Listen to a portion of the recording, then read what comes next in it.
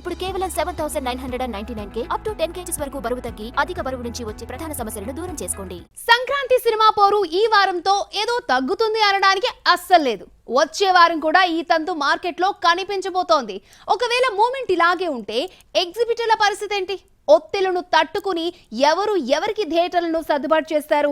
అసలు ఇది జరిగే పనేనా? సంక్రాంతి బరిలోకి సినిమాలు వచ్చేసాయి. ఫస్ట్ డే ఫలితాలు ప్రకటించేశాయి. ఎటొచ్చి సక్సెస్ కొట్టిన సినిమాలేవి తమ థియేటర్లను వదులుకోవడానికి సిద్ధంగా లేవు. దీంతో ముందుగా తక్కువ థియేటర్లతో ఫీల్డ్లోకి దిగి హిట్ కొట్టిన వారు తమకు మరిన్ని థియేటర్స్ కావాలి అంటున్నారు. ఈ లిస్టులో ముందు వరుసలో నిలిచింది హనుమాన్.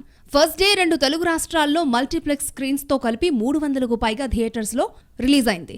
ఇచ్చిన స్క్రీన్స్ లో సినిమా 50 కోట్లకు పైగా కలెక్షన్స్ ని రాబట్టేసింది.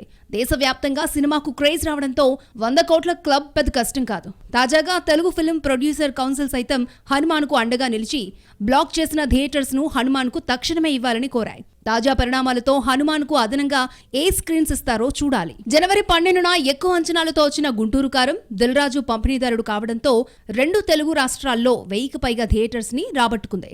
సెకండ్ డే వచ్చిన సైంధవ్ కు పంపిణీ రంగంలో Dil Raju one of the partner కావడంతో 300 నుంచి 400 స్క్రీన్స్ ని కేటాయించారు. ఇప్పుడు సైంధవ్ ఫ్లాప్ కావడంతో వీటి థియేటర్లను గుంటూరు కారం కోసమే కేటాయిస్తున్నారట.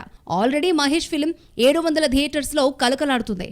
ఇక్కడ హిట్ కొట్టిన మిగతా సినిమాలకు సైంధవ్ థియేటర్లు అడ్జస్ట్ చేస్తే ఓకే. అది వదిలేసి గుంటూరు కారంకు మరింతగా పెంచుతూ ఉండడాన్ని కొందరు తప్పుపడుతున్నారు. ఇక్కడ గుంటూరు కారం సోషల్ మీడియాలో ట్రోల్ అయినంత ఇది గ్రౌండ్ రియాలిటీలో అలాంటి ట్రోలింగ్ ఏమీ జరగడం లేదు. ఆ మాటకొస్తే పండగ సినిమాల్లో 3 రోజులకే 164 కోట్లు వచ్చిన సినిమాగా మహేష్ రికార్డ్ ని క్రియేట్ చేశాడు.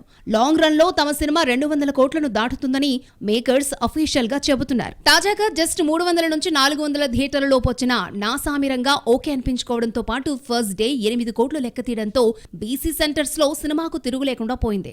అయితే ఈ లెక్కన పెంచుకోవడానికి గుంటూరు కారం సైంధవ్ థియేటర్లేమైనా అడ్జస్ట్ చేస్తారా అని నాగ్ ఆశగా ఎదురు చూస్తున్నాడు.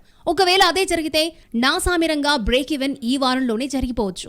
ఇప్పుడున్న సీరియస్ సిచ్యువేషన్ చూస్తుంటే నాగ్ తమకు కేటాయించిన ఆ 300 స్క్రీన్స్ తోనే సరిపెట్టుకోవాల్సి ఉంటుంది.